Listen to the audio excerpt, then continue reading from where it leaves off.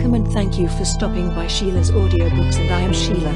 This recording is coming from South Texas. All stories on this recording are in the public domain per United States copyright law. This story is about the young gentleman Bertie Wooster and his valet Jeeves. The story was published in the Saturday Evening Post in New York in June 1918. In New York, Bertie is told by his Aunt Agatha to keep her friend's son Cyril Bassington-Bassington from becoming a performer.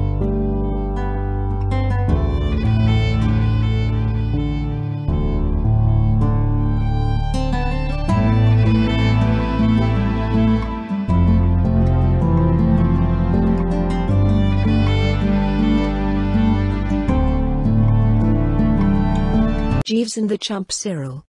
You know, the longer I live in New York, the more clearly I see that half the trouble in this bally world is caused by the light-hearted and thoughtless way in which chappies dash off letters of introduction and hand them to other chappies to deliver to chappies of the third part.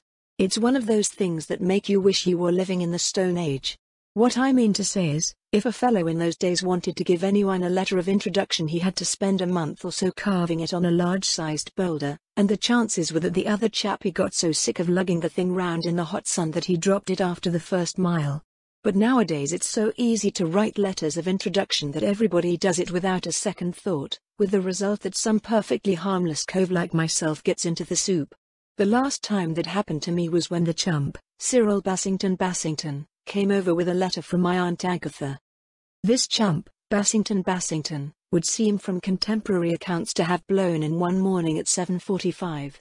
He was given the respectful raspberry by my man, Jeeves, and told to try again about 3 hours later, when there would be a sporting chance of my having sprung from my bed with a glad cry to welcome another day, and all that sort of thing. Which was rather decent of Jeeves, by the way, for it so happened that there was a slight estrangement, a touch of coldness, a bit of a row, in other words, between us at the moment because of some rather priceless purple socks, which I was wearing against his wishes, and a lesser man might easily have snatched at the chance of getting back at me a bit by loosing Cyril into my bedchamber at a moment when I couldn't have stood a 2-minute conversation with my dearest pal. You know how it is. The fierce rush of modern life, the cheery supper party, the wine when it is red, and so forth. Well, what I mean to say is, as far as I'm concerned, what with one thing and another, the old bean is a trifle slow at getting into its stride in the morning, and until I have had my early cup of tea and brooded on life for a bit, absolutely undisturbed, I'm not much of a lad for the merry chit-chat. So Jeeves very sportingly shot Cyril out into the crisp morning air and didn't let me know of his existence until he brought his card in with my tea. And what might all this be, Jeeves? I said, giving the thing the glassy gaze. The gentleman called to see you earlier in the day, sir. Good Lord, Jeeves. You don't mean to say the day starts earlier than this? He desired me to say he would return later, sir. I've never heard of him. Have you ever heard of him, Jeeves? I am familiar with the name Bassington-Bassington, sir. There are 3 branches of the Bassington-Bassington family, the Shropshire Bassington-Bassingtons, the Hampshire Bassington-Bassingtons, and the Kent Bassington-Bassingtons. England seems pretty well stocked up with them. Tolerably so, sir. No chance of a sudden shortage, I mean, what? Presumably not, sir. And what sort of a specimen is this one? I could not say, sir, on such short acquaintance. Will you give me a sporting 2-to-1, Jeeves, judging from what you have seen of him that this chappie is not a blighter or an excrescence? No, sir. I should not care to venture such odds. I knew it. Well, the only thing that remains to be discovered is what kind of a blighter he is. Time will tell, sir. The gentleman brought this letter for you, sir. What ho! What ho! What ho! I say, Jeeves, this is from my Aunt Agatha. Indeed, sir? I gave the thing the rapid eye. The wassail bowl, which had flowed overnight with a fairly steady gush into the small hours, had left me rather pessimistic that morning, and the moment I saw Aunt Agatha's handwriting something seemed to tell me that fate was about to let me have it in the lower ribs once again. It's a rummy thing. Aunt Agatha is the one person in the world I daren't offend, and it always happens that everyone she sends to me with letters of introduction gets into trouble of some sort. And she always seems to think that I ought to have watched over them while they were in New York like a blend of nursemaid and guardian angel. which, of course, is a bit thick. There was only one gleam of comfort. He isn't going to stay in New York long, Jeeves. He's headed for Washington. Going to give the chappies there the up and down before taking a whirl at the diplomatic service. So he ought to be leaving us eft soon, all right, speedily, thank goodness. I should say a lunch and a couple of dinners would about meet the case, what? I fancy that would be entirely adequate, sir. He started to put out my things and there was an awkward sort of silence. Not those socks, Jeeves, I said, gulping a bit, but having a dash at the careless offhand sort of tone. Give me the purple ones. I beg your pardon, sir? Said Jeeves coldly. Those jolly purple ones. Very good, sir. He lugged them out of the drawer as if he were a vegetarian fishing a caterpillar out of his salad. You could see he was feeling deeply. Deuced painful and all that, this sort of thing, but a chappie has got to assert himself every now and then if he doesn't want his valet to treat him as an absolute serf. Absolutely. I was looking for Cyril to show up again any time after breakfast, but he didn't appear, so, toward 1 o'clock I trickled out to the club, where I had a date to feed the Wooster face with a pal of mine of the name of Cathan, George Cathan, a fellow who writes plays, and whatnot. He was a bit late, but bobbed up finally, saying that he had been kept at a rehearsal of his new piece, Ask Dad, and we started in. We had just reached the coffee when the waiter came up and said that Jeeves wanted to see me. Jeeves was in the waiting room. He gave the socks one pained look as I came in, then averted his eyes. Mr. Bassington-Bassington has just telephoned, sir. Why interrupt my lunch to tell me that, Jeeves? It means little or nothing in my young life. He was somewhat insistent that I should inform you at the earliest possible moment, sir, as he has been arrested and would be glad if you could step round and bail him out. Arrested? Yes, sir.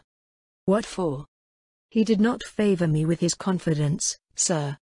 This is a bit thick, Jeeves. Precisely, sir. I suppose I had better tot around, what? That might be the judicious course, sir. So I collected old George, who very decently volunteered to stagger along with me, and we hopped into a taxi. We sat round at the police station for a bit on a wooden bench in a sort of anteroom, and presently a policeman appeared, leading in Cyril. Hello, I said. What? My experience is that a fellow never really looks his best just after he's come out of a cell. When I was up at Oxford I used to have a regular job bailing out a pal of mine who never failed to get pinched every boat race night, and he always looked like something that had been dug up by the roots. Cyril was in pretty much the same sort of shape. He had a black eye and a torn collar, and altogether was nothing to write home about, especially if one was writing to Aunt Agatha. He was a thin, tall chappie, with a lot of light hair and pale blue goggly eyes, which made him look like one of the rarer kinds of fish. He had just that expression of peeved surprise that one of those sheep's head fish in Florida has when you haul it over the side of the boat. I got your message, I said. Oh, are you Bertie Wooster? Absolutely. And this is my pal, George Cathan. Writes plays, and whatnot, don't you know? We all shook hands, and the policeman, having retrieved a piece of chewing gum from the underside of a chair, where he had parked it against a rainy day, went off into a corner and began to contemplate the infinite. This is a rotten country, said Cyril. Oh, I don't know, you know, don't you know? I said. We do our best, said George. Old George is an American, I explained. Writes plays, don't you know, and whatnot. Of course I didn't invent the country, said George. That was Columbus. But I shall be delighted to consider any improvements you may suggest and lay them before the proper authorities.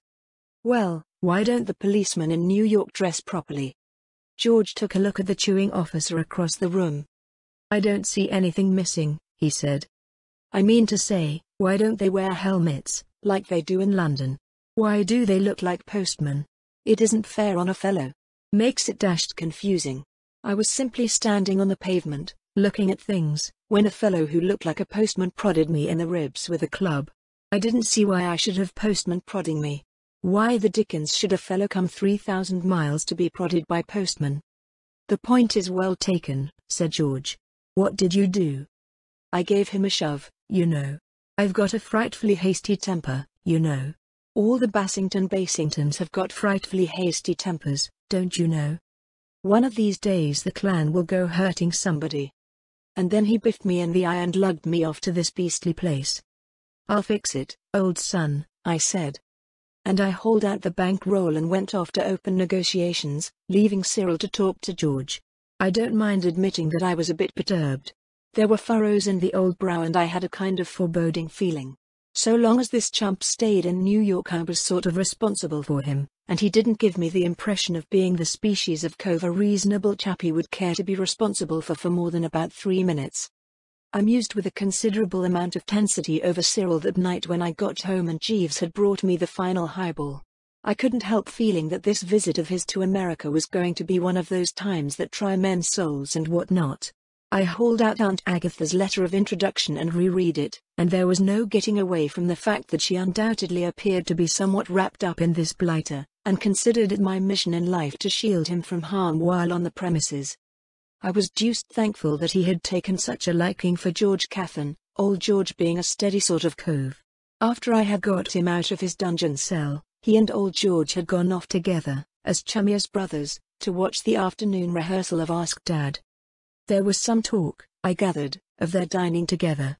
I felt pretty easy in my mind while George had his eye on him. I had got about as far as this in my meditation when Jeeves came in with a telegram. At least, it wasn't a telegram, it was a cable, from Aunt Agatha. And this is what it said. Has Cyril Bassington-Bassington called yet? On no account introduce him into theatrical circles. Vitally important letter follows. I read it a couple of times. This is rummy, Jeeves. Yes, sir? Very rummy and disturbing. Will there be anything further tonight, sir? Of course, if he was going to be as bally unsympathetic as that, there was nothing to be done. My idea had been to show him the cable and ask his advice. But if he was letting those purple socks rankle to that extent, the good old noblesse oblige of the Worcesters couldn't lower itself to the extent of pleading with the man. Absolutely not. So I gave it a miss. Nothing more, thanks. Good night, sir. Good night. He floated away and I sat down to think the thing over. I had been directing the best efforts of the old bean to the problem for a matter of half an hour when there was a ring at the bell. I went to the door, and there was Cyril, looking pretty festive. I'll come in for a bit if I may, he said. Got something rather priceless to tell you. He curveted past me into the sitting room, and when I got there after shutting the front door I found him reading Aunt Agatha's cable and giggling in a rummy sort of manner. Oughtn't to have looked at this, I suppose. Caught sight of my name and read it without thinking. I say, Wooster, old friend of my youth, this is rather funny. Do you mind if I have a drink? Thanks awfully, and all that sort of rot. Yes, it's rather funny, considering what I came to tell you. Jolly old Caffin has given me a small part in that musical comedy of his, Ask Dad. Only a bit, you know, but quite tolerably ripe. I'm feeling frightfully braced, don't you know. He drank his drink and went on. He didn't seem to notice that I wasn't jumping about the room, yapping with joy. You know, I've always wanted to go on the stage, you know, he said, but my jolly old governor wouldn't stick it at any price, put the old walkie down with a bang and turned bright purple whenever the subject was mentioned. That's the real reason why I came over here, if you want to know.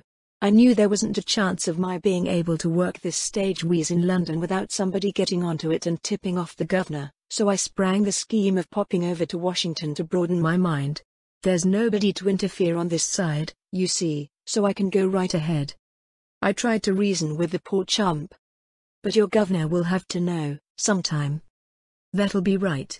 I shall be the jolly old star by then and he won't have a leg to stand on. It seems to me he'll have one leg to stand on while he kicks me with the other. Why, where do you come in? What have you got to do with it? I introduced you to George Caffin. So you did, old top, so you did. I'd quite forgotten. I ought to have thanked you before. Well, so long. There's an early rehearsal of Ask Dad tomorrow morning and I must be toddling. Rummy the thing should be called Ask Dad, when that's just what I'm not going to do. See what I mean? What? Well, pip pip. Toodaloo, I said sadly, and the blighter scudded off. I dived for the phone and called up George Caffin. I say, George, what's all this about Cyril Bassington-Bassington? What about him? He tells me you've given him a part in your show. Oh, yes, just a few lines. But I've just had 57 cables from home telling me on no account to let him go on a stage. I'm sorry. But Cyril is just the type I need for that part. He's simply got to be himself. It's pretty tough on me, George, old man. My Aunt Agatha sent this blighter over with a letter of introduction to me, and she will hold me responsible. She'll cut you out of her will? It isn't a question of money. But, of course, you've never met my Aunt Agatha, so it's rather hard to explain. But she's a sort of human vampire bat, and she'll make things most fearfully unpleasant for me when I go back to England. She's the kind of woman who comes and rags you before breakfast, don't you know? Well, don't go back to England, then. Stick round and become president. But, George, old top. Good night. But, I say, George, old man. You didn't get my last remark. It was good night. You idle rich may not need any sleep, but I've got to be bright and fresh in the morning. God bless you. I felt as if I hadn't a friend in the world. I was so jolly well worked up that I went and banged on Jeeves' door. It wasn't a thing I'd have cared to do, as a rule, but it seemed to me that now was the time for all good men to come to the aid of the party, so to speak, and that it was up to Jeeves to rally round the young master, even if it broke up his beauty sleep. Jeeves emerged in a brown dressing gown. Sir? Deuced sorry to wake you up, Jeeves, and what not, but all sorts of disturbing things have been happening. I was not asleep. It is my practice, on retiring, to read a few pages of some instructive book. That's good. What I mean to say is, if you've just finished exercising the old bean, it's probably in mid-season form for tackling problems. Jeeves, Mr. Bassington-Bassington is going on the stage. Indeed, sir? Ask the thing doesn't hit you. You don't get it properly. Here's the point, all his family are most fearfully dead against his going on the stage. There's going to be no end of trouble if he isn't headed off. And, what's worse, my Aunt Agatha will blame me, you see. And you know what she is. Very much so, sir. Well, can't you think of some way of stopping him? Not, I confess, at the moment, sir. Well, have a stab at it. I will give the matter my best consideration, sir. Will there be anything further tonight? I hope not. I've had all I can stand already. Very good, sir. He popped off. The part old George had written for the Chump, Cyril, took up about 2 pages of typescript, but it might have been Hamlet, the way that poor misguided Pinhead worked himself to the bone over it. I suppose that if I heard him his lines once, I did it a dozen times in the first couple of days. He seemed to think that my only feeling about the whole affair was one of enthusiastic admiration, and that he could rely on my support and sympathy. What with trying to imagine how Aunt Agatha was going to take this thing, and being wakened up out of the dreamless in the small hours every other night to give my opinion of some new bit of business Cyril had invented, I became more or less the good old shadow. And all the time Jeeves was still pretty cold and distant about the purple socks. It's this sort of thing that ages a chappie, don't you know, and makes his youthful joie de vivre go a bit groggy at the knees. In the middle of it Aunt Agatha's letter arrived. It took her about 6 pages to do justice to Cyril's father's feelings in regard to his going on the stage, and about 6 more to give me a kind of sketch of what she would say, think and do if I didn't keep him clear of injurious influences while he was in America. The letter came by the afternoon mail and left me with a pretty firm conviction that it wasn't a thing I ought to keep to myself. I didn't even wait to ring the bell. I whizzed for the kitchen, bleating for Jeeves, and butted into the middle of a regular tea party of sorts. Seated at the table were a depressed-looking cove, who might have been a valet or something, and a boy in a Norfolk suit. The valet chappie was drinking a highball, and the boy was being tolerably rough with some jam and cake. "Oh, I say, Jeeves," I said. "Sorry to interrupt the feast of reason and flow of soul, and so forth, but..."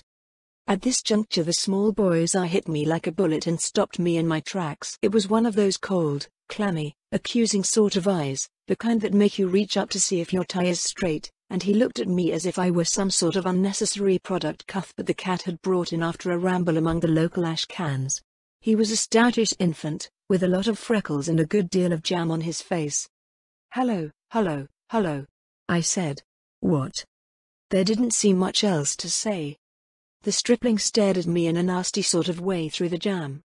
He may have loved me at first sight, but the impression he gave me was that he didn't think a lot of me and wasn't betting much that I would improve a great deal on acquaintance. I had a kind of feeling that I was about as popular with him as a cold Welsh rabbit. "What's your name?" he asked. "My name? Oh, Wooster, don't you know, and what not. My pop's richer than you are." That seemed to be all about me. The child, having said his say, started in on the jam again. I turned to Jeeves. "I say, Jeeves, can you spare a moment? I want to show you something." "Very good, sir." We toddled into the sitting room. "Who is your little friend, Sydney the Sunbeam, Jeeves?" "The young gentleman, sir." "It's a loose way of describing him, but I know what you mean." "I trust I was not taking a liberty in entertaining him, sir?" "Not a bit. If that's your idea of a large afternoon, go ahead."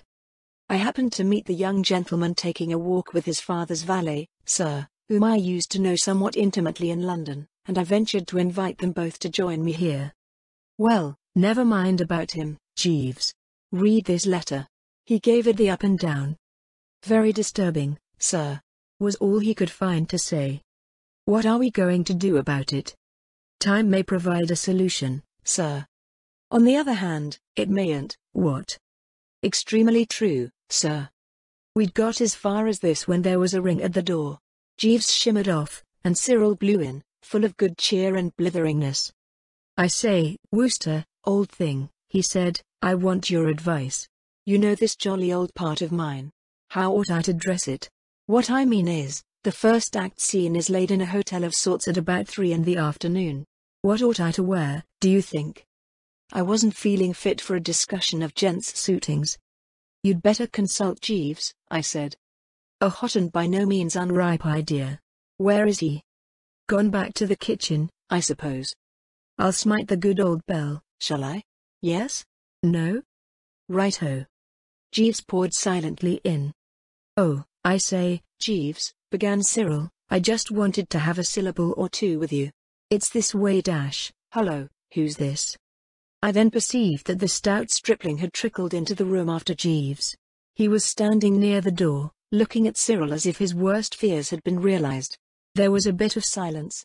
The child remained there, drinking Cyril in for about half a minute, then he gave his verdict.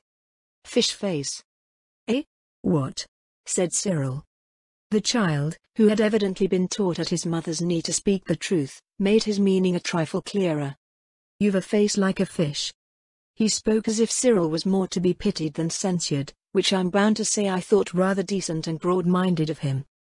I don't mind admitting that whenever I looked at Cyril's face I always had a feeling that he couldn't have got that way without its being mostly his own fault. I found myself warming to this child. Absolutely, don't you know. I liked his conversation. It seemed to take Cyril a moment or two really to grasp the thing, and then you could hear the blood of the Bassington-Bassingtons begin to sizzle. "Well, I'm dashed," he said. "I'm dashed if I'm not." "I wouldn't have a face like that," proceeded the child, with a good deal of earnestness, "not if you gave me $1 million. He thought for a moment, then corrected himself. $2 million, he added. Just what occurred then I couldn't exactly say, but the next few minutes were a bit exciting. I take it that Cyril must have made a dive for the infant. Anyway, the air seemed pretty well congested with arms and legs and things. Something bumped into the Wooster waistcoat just round the third button, and I collapsed on the settee and rather lost interest in things for the moment. When I had unscrambled myself I found that Jeeves and the child had retired, and Cyril was standing in the middle of the room, snorting a bit. "Who's that frightful little brute, Wooster?" "I don't know. I never saw him before today. I gave him a couple of tolerably juicy buffets before he legged it. I say, Wooster, that kid said a dashed odd thing. He yelled out something about Jeeves promising him $1 if he called me, what he said. It sounded pretty unlikely to me. What would Jeeves do that for? It struck me as rummy too.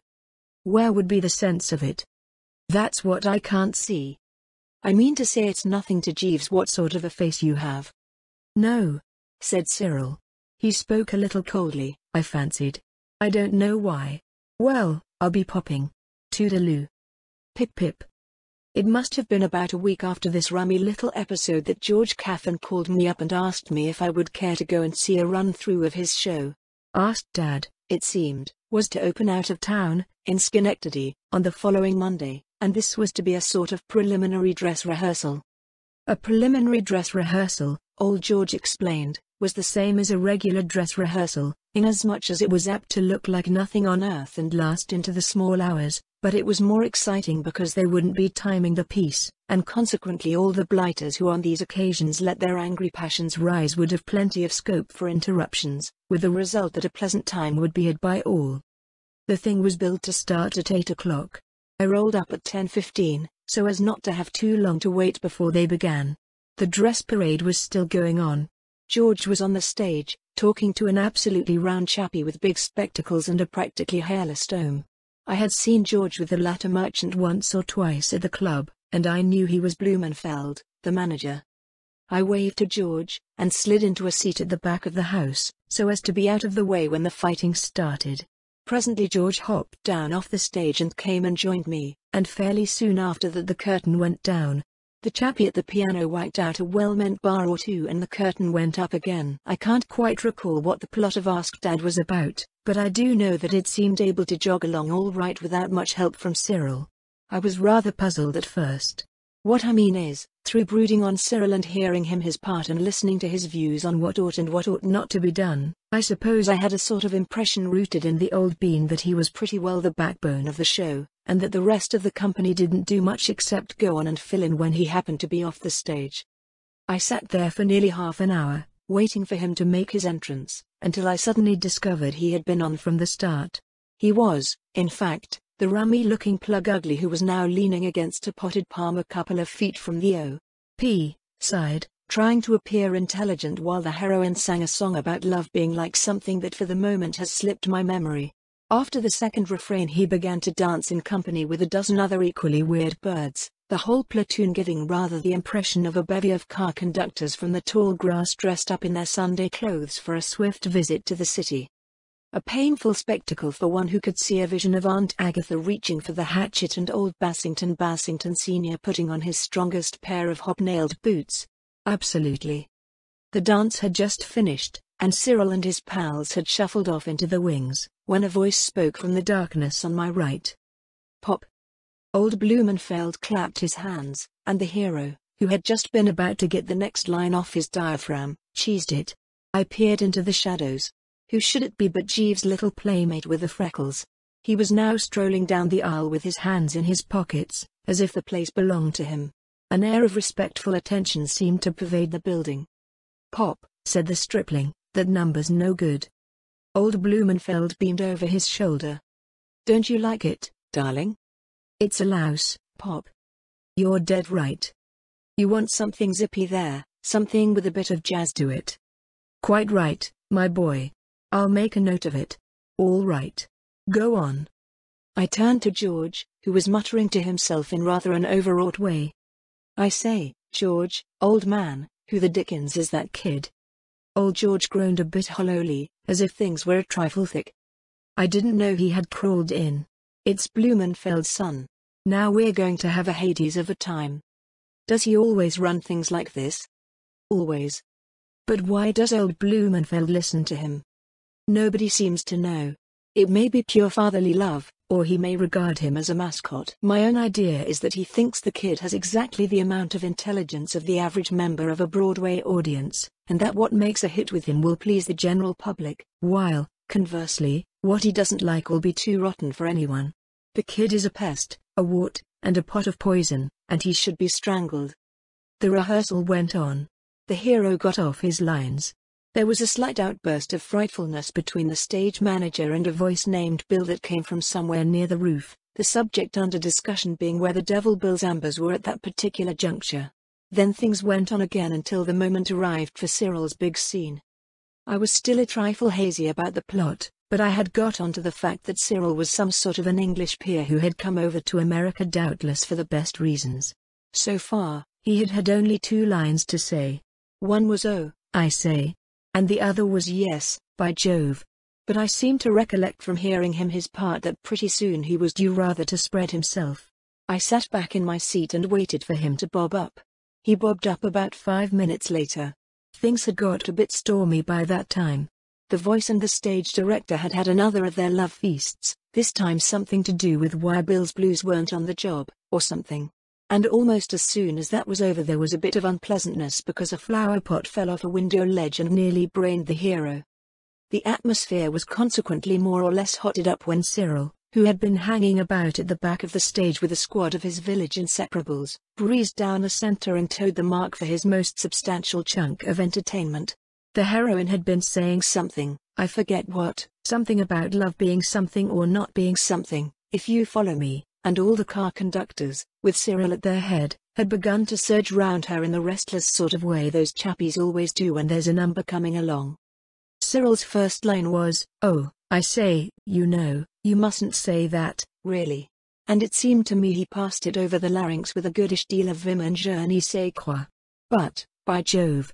Before the heroine had time for the comeback, our little friend with the freckles had risen to lodge a protest. Pop. Yes, darling. That one's no good. Which one, darling? The one with the face like a fish. But they all have faces like fish, darling. The child seemed to see the justice of this objection. He became more definite. The ugly one. Which ugly one? That one? Said old Blumenfeld, pointing to Cyril. Yep. He's rotten. I thought so, myself. He's a pill. You're dead right, my boy. I've noticed it for some time. Cyril had been gaping a bit while these few remarks were in progress. He now shot down to the footlights.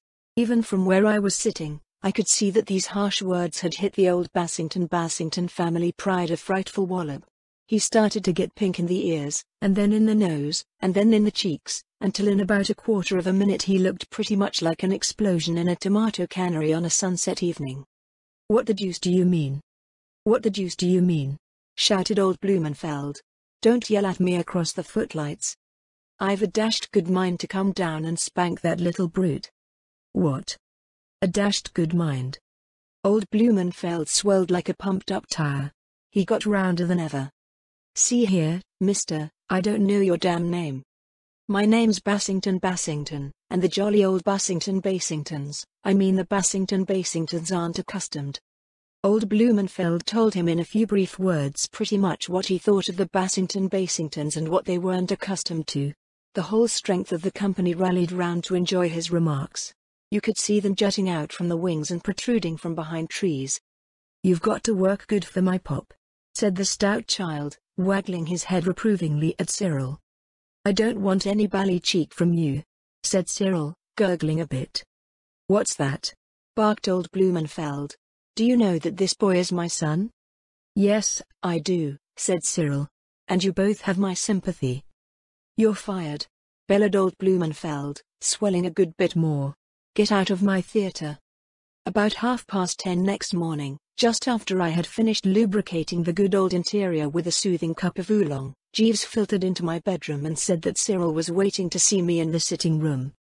How does he look, Jeeves? Sir? What does Mr. Bassington-Bassington look like? It is hardly my place, sir, to criticize the facial peculiarities of your friends. I don't mean that. I mean, does he appear peeved, and what not? Not noticeably, sir. His manner is tranquil. That's rum. Sir? Nothing. Shoo him in, will you? I'm bound to say I had expected to see Cyril showing a few more traces of last night's battle. I was looking for a bit of the overwrought soul and the quivering ganglions, if you know what I mean. He seemed pretty ordinary and quite fairly cheerful. Hello, Wooster, old thing. Cheero. I just looked in to say goodbye. Goodbye? Yes, I'm off to Washington in an hour. He sat down on the bed. You know, Wooster, old top, he went on, I've been thinking it all over, and really it doesn't seem quite fair to the jolly old governor, my going on the stage, and so forth. What do you think? I see what you mean. I mean to say he sent me over here to broaden my jolly old mind, or words to that effect, don't you know? And I can't help thinking it would be a bit of a jar for the old boy if I gave him the bird and went on the stage instead. I don't know if you understand me, but what I mean to say is that it's a sort of question of conscience. Can you leave the show without upsetting everything? Oh, that's all right. I've explained everything to old Blumenfeld and he quite sees my position. Of course he's sorry to lose me, said he didn't see how he could fill my place, and all that sort of thing, but, after all, even if it does land him in a bit of a hole, I think I'm right in resigning my part. Don't you? Oh, absolutely. I thought you'd agree with me. Well, I ought to be shifting. Awfully glad to have seen something of you, and all that sort of rot. Pip pip. Toodaloo. He sallied forth, having told all those bally lies with a clear, blue, pop-eyed gaze of a young child. I rang for Jeeves. You know, ever since last night I had been exercising the old bean to some extent, and a good deal of light had dawned upon me. Jeeves? Sir? Did you put that pie-faced infant up to bullyragging Mr. Bassington-Bassington? Sir? Oh, you know what I mean. Did you tell him to get Mr. Bassington-Bassington sacked from the Ask Dad company? I would not take such a liberty, sir. He started to put out my clothes. It is possible, however, that young Master Blumenfeld may have gathered from casual remarks of mine that I did not consider the stage altogether a suitable sphere for Mr. Bassington-Bassington. I say, Jeeves, you know, you're a bit of a marvel. A chappie can generally rely on you, don't you know? Absolutely. I endeavour to give satisfaction, sir. And I'm frightfully obliged, if you know what I mean. Aunt Agatha would have had 16 or 17 fits if you hadn't headed him off. I fancy there might have been some little unpleasantness, sir.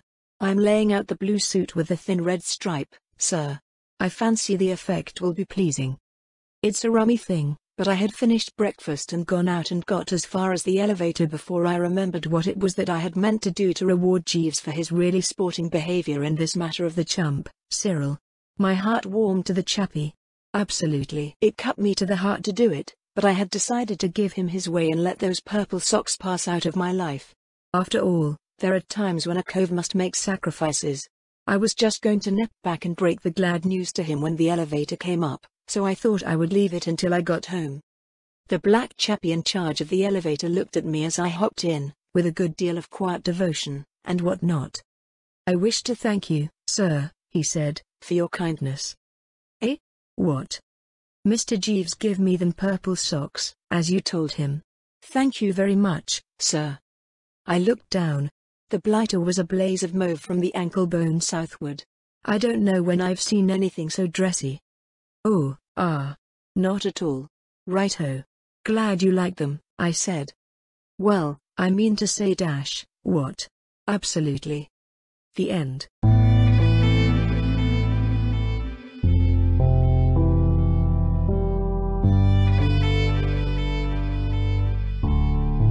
Thank you for listening to today's episode. I really hoped you enjoyed it. There will be more to come. Please subscribe not to miss out on what is next. I will be looking forward to your return. The music is by Madfan from Pixabay. To support this and other artists, go to pixabay.com. Sheila.